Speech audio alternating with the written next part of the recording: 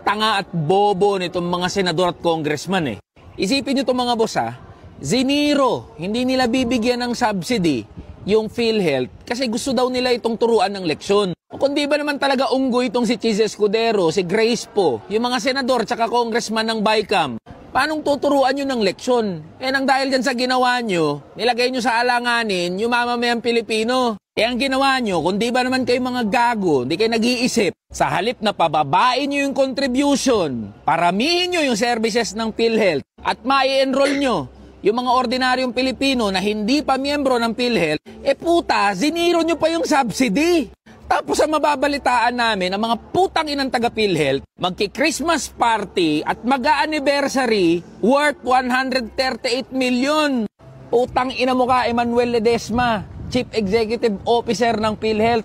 Sama mo na yung buong board ng PhilHealth. At di pa doon natapos mga boss, ito mga putang ina mga congressman tsaka mga senador na nasa bicameral conference committee. Akala ko ba kailangan magtipid? Hindi nila mahanap si Mary Grace Piatos kung ano yung flavor. Kaya naghahanap na sila ngayon ng rallyista labang kay BP Sara.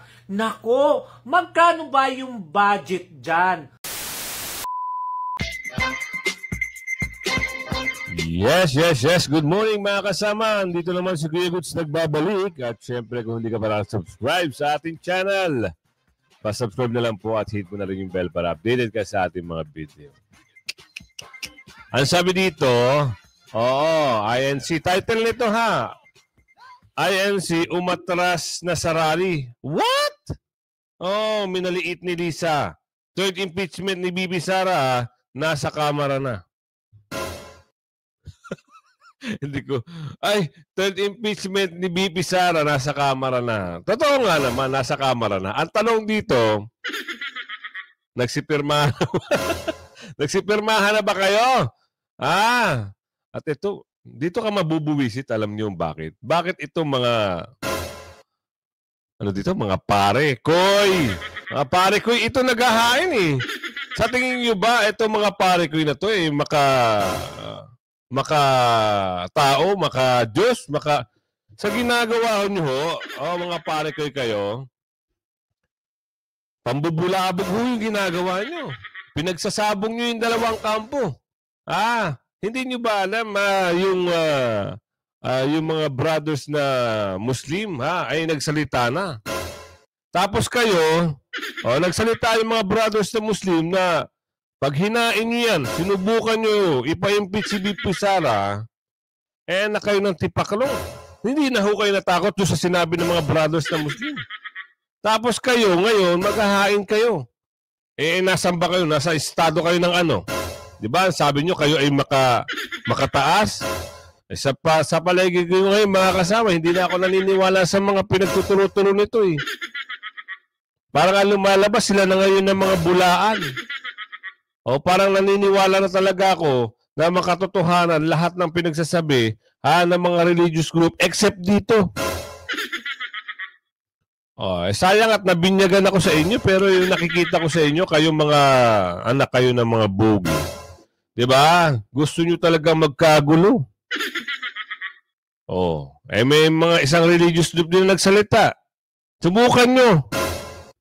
Mga taong bayan, nagsasalita na rin. Tapos kayo, parang gustong-gusto nyo talaga. Ano ba kaya nasa isip nito? Baka naman magkano? Sabi ni Jerwin dito, diba? Mahirap talaga pag mamaya may papakita ako sa inyo. Kaya nasabi natin kung magkano. Itong mga pare ko na ito, hindi ho ito maka-Diyos. Huwag nyo na isama yung mga nasa itaas dito sa mga pinaglalaban nyo, ha? Hindi ko alam. Baka mamaya membro din kayo ng mga taga-bundok. Diba? Sabi ni Geraldine. Salamat, Geraldine, ha? At masugid kang taga-suporta natin. Pasok na natin. Robin. Si Robin po ang ating tagapagbalita. Pasok mo. Ikatlong impeachment complaint laban kay Vice President Sara. Naisampa na ng mga kaparian at mga Oh, abogado. diba? Ang grupo ng mga pari ng mga simbahang Katolika ay binubuo ng 12 complainants. Ayon pa nga sa mga walang kwentang pari na ito, removing her is a moral obligation. Wow naman sa moral obligation. Grabe ano?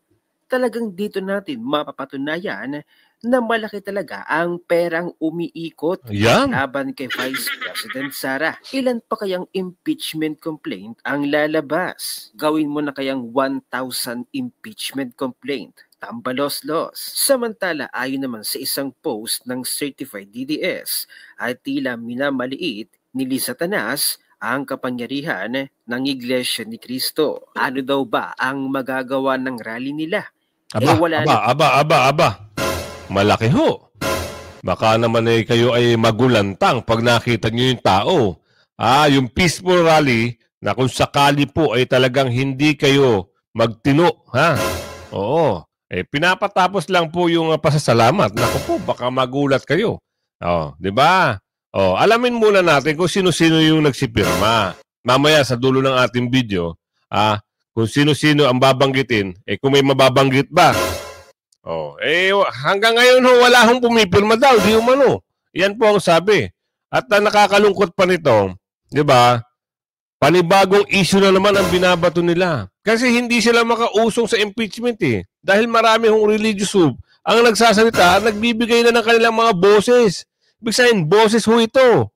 Merong malaking paninindigan kung sakali na itutuloy at sino yung pipirma, magkita-kita tayo sa mata. Sabi ni Joseph dito. Grabe na tuloy yung marabin. Naman daw military ang Iglesia ni Cristo. Ayon pa kay Maricar Serrano, eto di umano ang kokak nung palaka, INC. Why worry about them? They're just noise. Wala naman silang military. Talaga ba? Anong pangalan nun? Maricar? Sorry kahit ho walang nababanggit na organisasyon dyan o anong narinig nyo dyan, ano ho ang mamamayani dyan? Diba? Ilan ho ang taong bayan kumpara dyan sa sinasabi? Diba? At saka kabutihan sa kabutihan lang ho ang mamamayani. Diba? Maricar? Them, they're just noise. Naluto na ata yung ulo ni Maricar. Wala naman silang military. Isasabong pa lang AFP versus INC. Religious group lang ang kaya nila. Just what they did to Kingdom of Jesus Christ, who are critical of Bangag and Romualdez. Sabi na gagamitin nila ang mga hawak nilang sangay ng gobyerno laban sa ayaw sumunod sa kanila. Testing the water sila Romualdez, Palaka at iba pa. Hawak nilang politiko. Magpa-plan B sila pag di nila na kayang pataubin ang Iglesia ni Cristo. Totoo naman, kung tutuusin, kaya nga dapat ang pag-aaklas ay magmumula sa militar. So meaning, kampante na sila kasi nabili na nila ang AFP, pati PNP. Sorry sila. Kahit na, paano ho yung mga senior officer na mga retired na hindi naluto ang utak at hindi nabili ang utak. Marami hong matatikas na mga retired general kasi nakikita ko dito kay Boy Negro, hindi ho yan na matikas. Kasi kung matikas yan, hindi ho yan sakop sa kapangyarihan ng salapi. Doon ho ang nangingibabaw. Dapat kung ikaw ay matikas, pro-constitution ka. Sambayan ng Pilipino ka. Ano ho ba ang kinagagalit ng tao? Yung palpak daw na pamumuno di umano. Yun ang kinagagalit. Yung talamak na pandodorobo at pang-uumit sa kaban ng bayan di umano. Yun ang sabi-sabi Pero meron hong paniniwala na talagang ginagawa. Naku, sabi ni Jessica. Ginagawa ho ubos na Easy ka dyan, boy! Diba? Totoo sa totoo. Diba? Kaya Robin, ituloy mo. NP? Wow, pera lang palang katapat ng lahat. Di sila takot kasi nabusalan na pala ang kunwaring magigiting na tagapagtanggol ng bansa. Yun Ito na. naman ang sagot ni Tio Moreno sa sinasabi ni Romualdez na ang ayuda is not charity. Ito daw ay justice. What? Justice? ulit. Ulitin natin ha. Justice na ang ayuda is not charity. Ito daw ay justice. Open letter to Tambayuda. I don't know if you are addict Tama. or maybe you are simply dumb. But let me tell you that true justice for Filipinos lies in implementing long-term, sustainable solutions that uplift lives and provide real opportunities for growth. What the Filipino people need now are, number one, stable employment opportunities, Tama. Yan improved dapat. transportation system, higher salaries, Alaris. accessible healthcare and education, competitive work environments. Oh. That 39 billion fund for ACAP could have addressed these needs. Remember that during PRR's time, 16 billion per year is allocated to 100 plus state universities. Millions of Filipino learners benefit from free tertiary education, already graduated, and are now earning sustainably because of that budget allocation. Ayuda is a band-aid solution. It addresses symptoms of deeper systemic issues but fails to resolve them. True justice focuses on empowering people and fostering independence, not reliance on temporary financial aid. What Filipinos need is long-term structural change, not just short-term handouts, truly taxpayers. At ipinakita naman ni Mr. Will Tucker Yan. kung sino ba ang mga nanalo at sino ang talunan pagdating sa 2025 national budget, na kung sino pa talaga dapat ang unahin katulad ng ating mga modernization ng AFP, mga calamity, PhilHealth, education. Ito yung mga ito yung mga budget winner at loser. Kung makikita nyo rito, kasabari maliit no?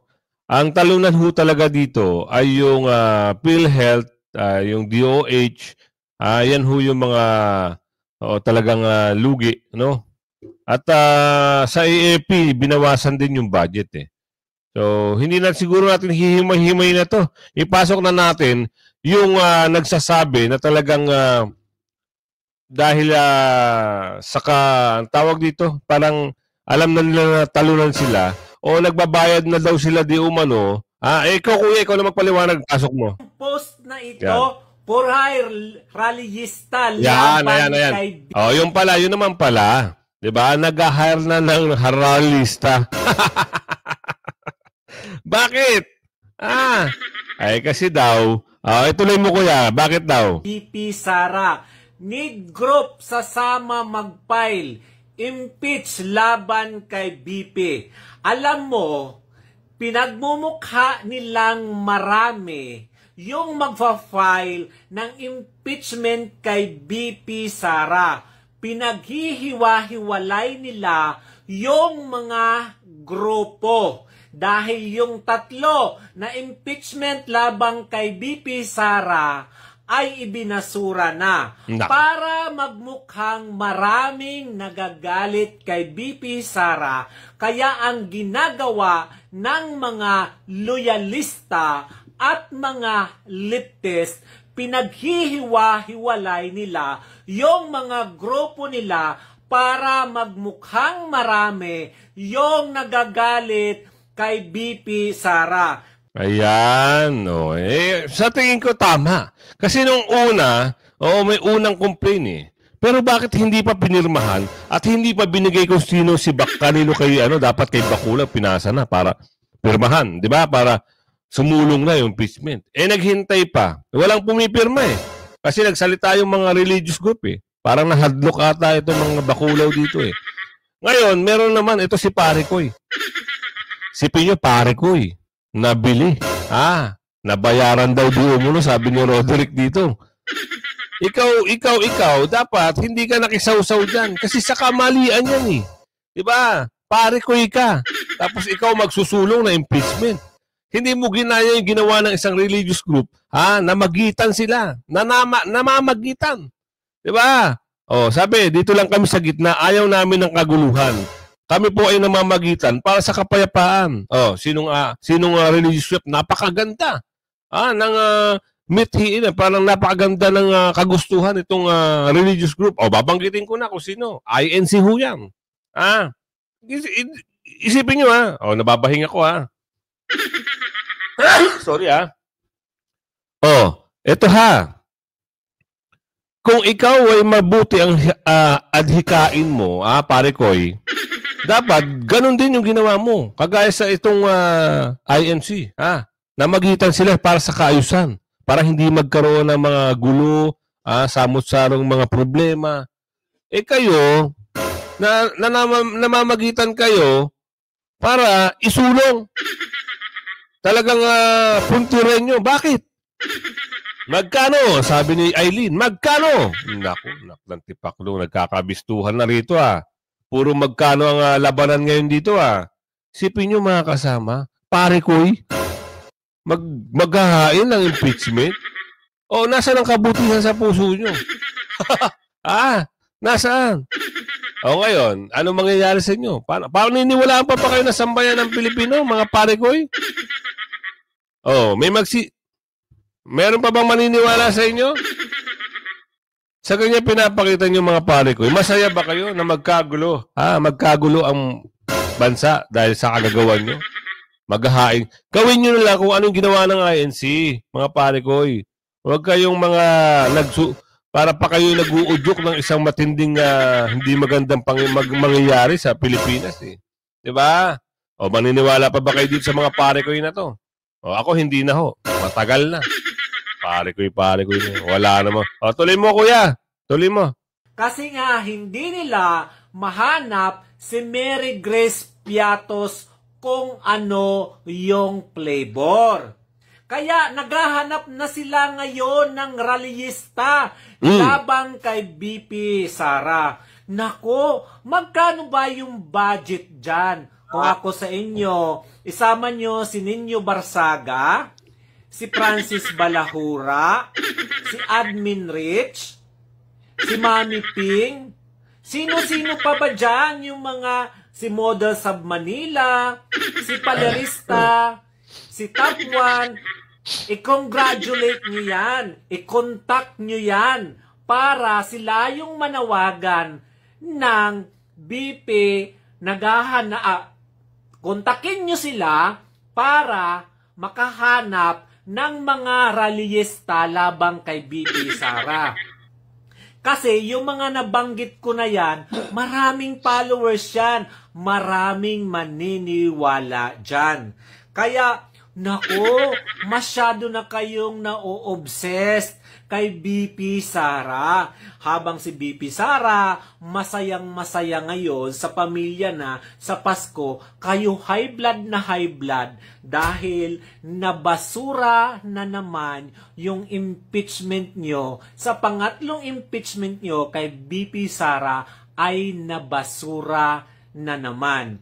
So, sino yung gusto sumama at sisigaw ng Sara resign? My God, papatulan ito ng mga grupo ng mga pinklawan at loyalista. Sayang din yan. Yung 31 grams, pangbatak din yan ngayong darating na Kapaskuhan.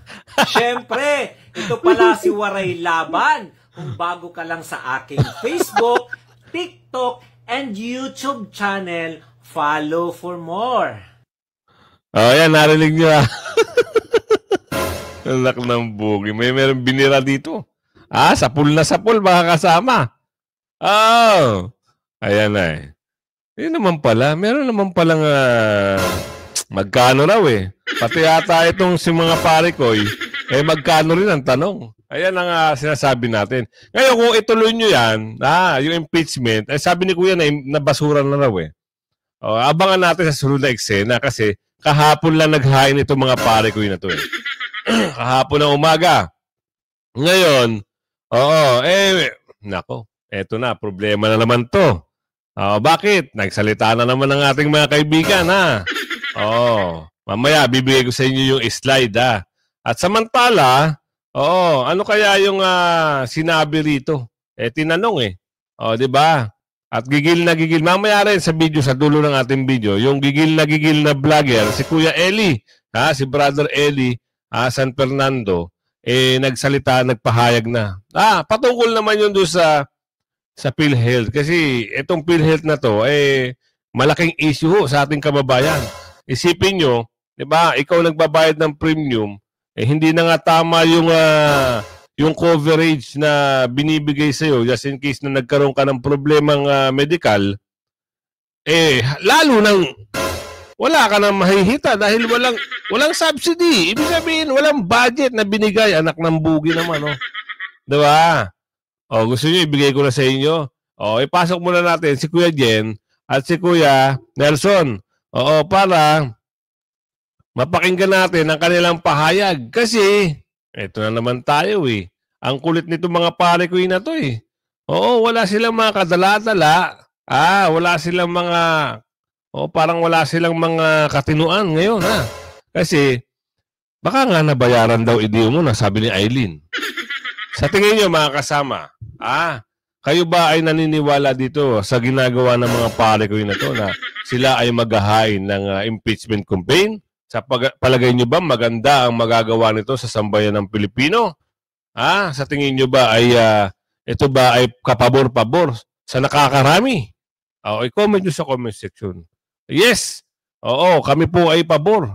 Dapat po ay ganito, ihain para ma-impeach.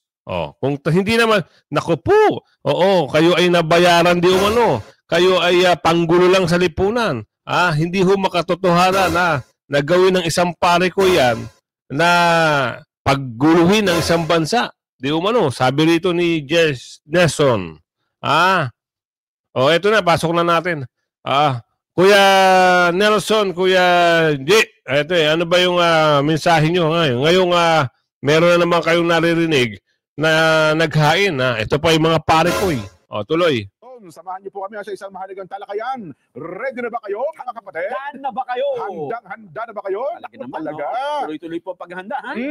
Yan. Ay, kasi kahapon, medyo... Akala niyo, lumalabig kami, Ang dami Yan. nilakay, Yun na nga, Ako naman, ang ginawa ko, inaayos ko yung mga paghahanda. Kala ko naghasa ka ng labahan. Hindi naman.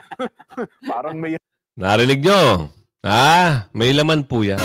Hindi po yan basta-basta salita lang, Kaya bilib ako dito kay Kuya Nelson tsaka Kuya Jay. Grabe, Hindi sila nanlalamig. Inayos lang yung paghahanda. Alam niyo po, dahil sa kakulitan nito mga pare ko na to, nakikita ko na talagang magkakaroon ho ng peaceful rally. Kung sakali talaga na igiit at may pumirma. Iniintay lang ho magkaroon ng pirmahan dito at mahiyain at umusan. Magkakaroon ng peaceful rally ho ito Sabi doon sa mga nakaraang video. Ngayon, ito, pahayag naman ito ng ating mga sinasaluduhang mga broadcaster. Broadcaster. O nga, tama no? Broadcaster no? Hindi naman kasi ako ano bang tawag doon? Ano bang question? Journalism? Hindi kasi ako simpleng lang tayo. Simpleng mamamayan. Pasok mo, Kuya Nelson. Ihahalasin lang, Ay, nako. Talaga naman. Ay, bakit po ba natin nasabi yan? Sapagkat ngayon pong araw, sa Kamara de Representante, meron na naman po naghain ng ikatlong kaso ng impeachment laban po sa pangalawang Pangulo. Talaga naman. Hindi po nila kayang mapagbigyan ang kahilingan at ang kagustuhan ng Pangulong Bongbong Marcos. Hindi nila maitanggi ang kanilang sarili sa kapakanan ng sambayan ng Pilipino at sa kapayapaan ng ating bansa. Pero ito namang mga nag-file ay mga ano lang ito, Hindi pa ito yung mga congressman mismo. Hindi pa nila iniaakyat yung complaint, di ba? Doon pa lang sa doon pa lang sa House Secretary General. Doon pa lang yan. Sino ba yung mga nag-file dyan? Yan. Inihain po ng religious groups at mga abogado Oo. ang ikatlong impeachment complaint laban po kay Vice President Inday Sara sa opisina po ng House of Representatives Secretary General Reginald Velasco. Kayo na po umaga ito. Ayan po, ipinakikita namin sa telebisyon. Kung naaalala nyo, naisip ko lang kasi nung nakaraan, meron tayong video na nagpa-interview yung dalawang taga Maynila, para silang may nababalitaan daw na may maghahain pa ng mga religious group. Ito nga, planado. Di umano, sabi ni Maver dito. Ito na nga, religious group nga. Wala talaga, ganun talaga. Plano-plano. Tuloy. Pinangunahan po ito ni Attorney Amando Virgil Ligutan. Siya po ang counsel ng complainants. Ang pag-sumite daw po ng naturang complaint, anya, inendorso po ang naturang complaint na Kamsur, Congressman Gabriel Bordado. Ngayon ko lang ulit narinig si Congressman Bordado. Ang ganda ng boss nito pag nagsalita na son. Mga kababayan. At ganun din po ni House Deputy Minority Leader at Aambis OWA Party List Representative Lex Anthony Colada. Sila po ang nag-endorso. Ang pag-endorso daw po ng House member ay kailangan kasi upang may consider na verified ang inihang impeachment complaint. Base po sa kopya ng complaint na ipinresinta sa media, ang naging grounds o basihan para po sa kanilang inihang impeachment complaint laban po sa Vice Presidente ay ang culpable violation of the Constitution, panunuhol, graft and corruption, at betrayal of public trust. Ayan. Grabe, panunuhol daw. Yun na masusuhulan ng VP Sara. Anak kayo ng bugi. Makaparatang kayo, pare kayo pa naman kayo. Diba? At wala hong pagtatraidor sa bansa, sa bayan. Wala ho. Kayo ho mapagawa ng kwento. Ang sabi nga ng ating kaibigan, si Maylene, magkano? Yan ang usap-usapan ng ating sambayanan. Diba? Kasi kung meron kayong katinuan, kayong mga pare kayo, hindi nyo gagawin yan eh. Sabi nga nila, basta sa pera, go na. Go! Tuloy. Naalala mo, minsan, Nelson, nung nakasama natin last week si Kong Dante Marcoleta, baka may plano pang araw ata dyan, napaabutin pa yan ng 20 complaint. Ganun ba? Para ipinta ilagay sa isipan ng ating mga kabayan na marami talaga ang mga taong gustong ipa-impeach ang pangalawang Pangulong Inday Sara. Yan problema. Kada impeachment, kada taon, isa lang impeachment complaint ang kailangang maisulong. Kaya nga ang gagawin dyan, malamang lalagumin yan kung talagang uusad. Again may tutuloy na ba itong proseso na ito, no? Pagka umusad. Kasi ang nagtanong din ako sa ilang kakilate mga abogado, tinanong ko nga dyan minsan si Abi Espejo ang dating dean ng New Era College of Law. Sabi niya, pwede namang tanggapin yan, Jen. Pero kailan po magsisimula ang day one? Pagka tinanggap. Di ba, pagtanggap, kaya sabi niya, hindi, pagka magsisimula, ayaw ko lang, ipakitama kami, ng ating mga kaibigan, baka may mga abogado na nanonood ngayon, magsisimula lang kanyan day one yan, kapag na-endorso na, doon sa Justice Committee. Pagka tinanggap na nung yan, i-record na doon. At nasa kanila ng kamay. Kasi akala natin noong nakaraan, pagpasok sa Secretary General, akala natin day one na yun. Hindi pa pala yun. Pero bahagi ito ng proseso. Hindi naman ito gagawin kung hindi ito bahagi ng proseso. Yes. So kailangan talagang tanggapin. Sabi nga ng mga mababatas, at saka narinig ko na paliwanag ni Ginoong Reginald Velasco, hindi naman po namin pwedeng hindi tanggapin yan. Hindi naman pwedeng tanggihan namin yan kasi may nag-file. May nag-file. At saka trabaho naman po talaga namin yan. Pero para yan po ay pausarin o gumalaw. It's another question. Yun ang isusunod na tanong natin dyan. Ang katanungan dyan ay susundin kaya? Andyan na, tatlo na di ba? Yan. Pero susundin kaya ng mga mambabatas ang payo sa kanila ng Pangulong Bongbong Marcos? Di ba? Kasi ngayon lang ako sa mga naunang pumirma yata puro party list group. Nauna makabayan, di ba? Ngayon, si Congressman Bordado ng Kamsur at saka isang party list din, Ambis OWA. Ayan, ang nag-file, ang nag-endorso. Nagkaroon pa ng signature campaign dyan, ha? Yun na nga, may mga gumapang. Kaya alam mo Ayan. Magandang usapin to mga kasama. May gumagapang, pero nagsalita yung mga religious group, nawala yung gapang. Natulog na lang.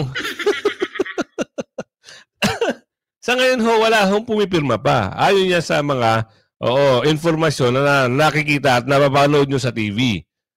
Sa YouTube, I am sorry. Sa YouTube pala kasi wala na nanonood sa TV. Nakatutok sa Ganang Mamayan, Net 25, SMNI, kay Kuya Goods, at sa mga yung mga supporters ni Pangulong Duterte na vloggers. Yan lang po yung mga sinusubaybayan ng ating kababayan. Kaya nga, kung hindi ka pa nakasubscribe dito sa Ganang Mamayan na 25, SMNI, kay Kuya Goods, mag-subscribe na ho kayo. O tuloy. Campaign lang pero walang signature na nakuha.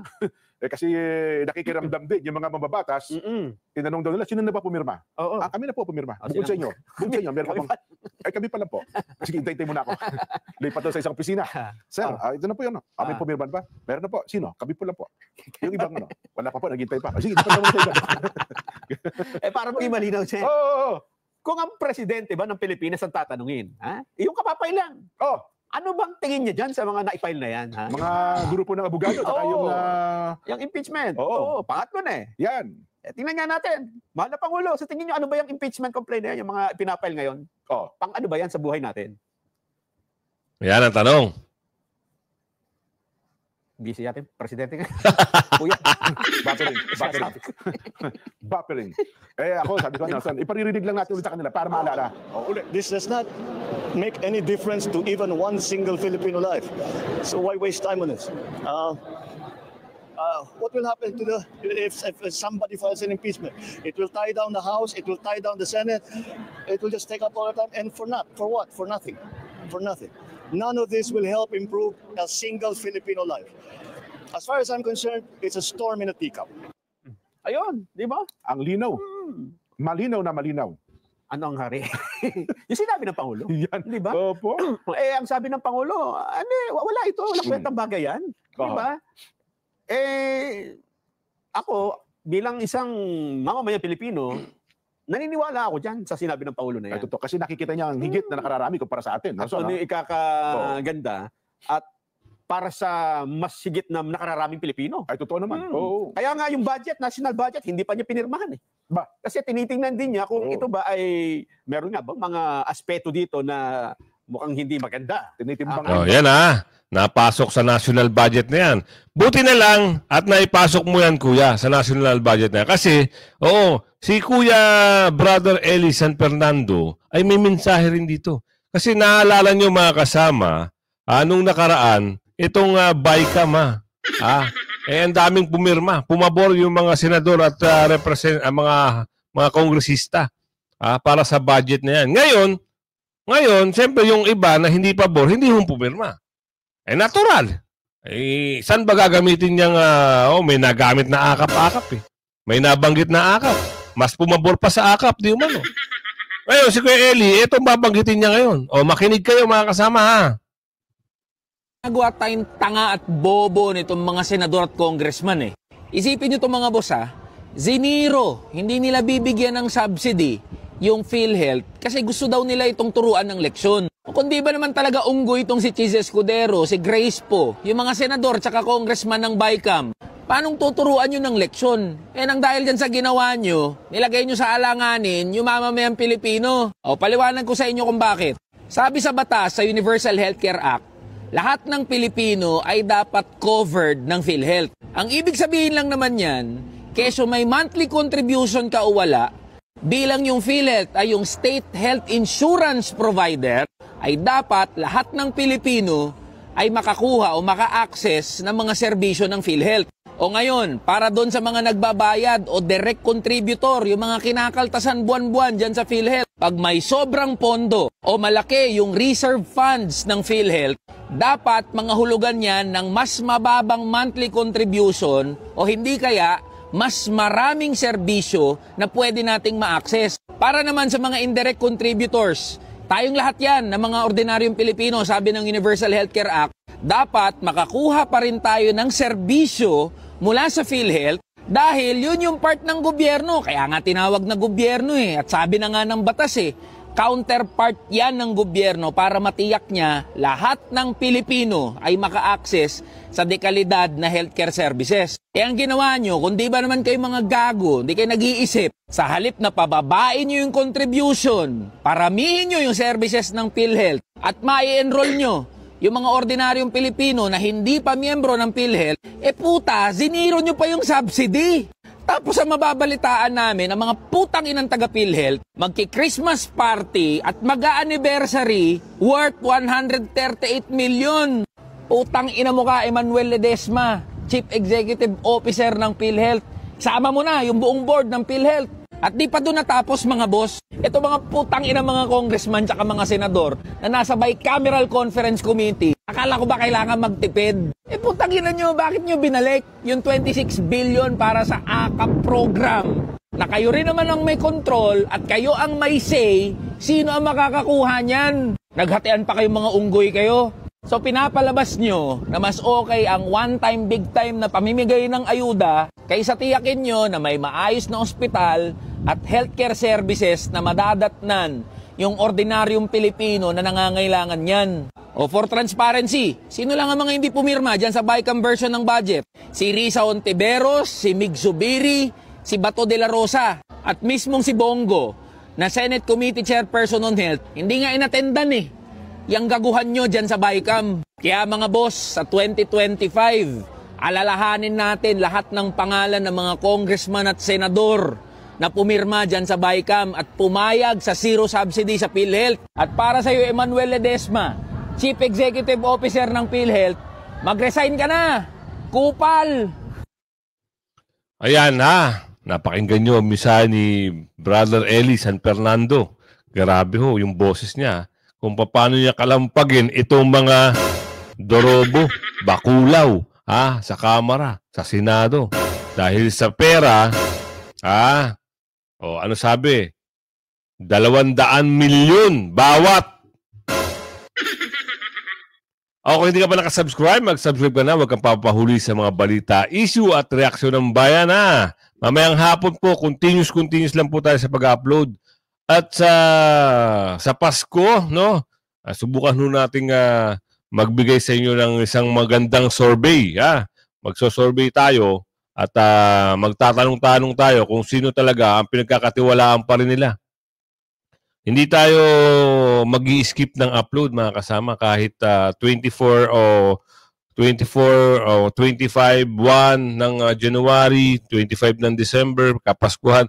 Abangan nyo yung upload natin Oo, kasi alam ko, yan lang ang nagiging libangan nyo, yung panonood sa YouTube, sa channel natin. Kaya yung mga lola, tita, kuya, ate, na masugid na sumusuporta sa ating channel, 165,000 na po tayong sama-sama Kaya, laging aabangan ang ating upload. Huwag kayong bibitaw Mga kasama hanggang sa muli, bye-bye!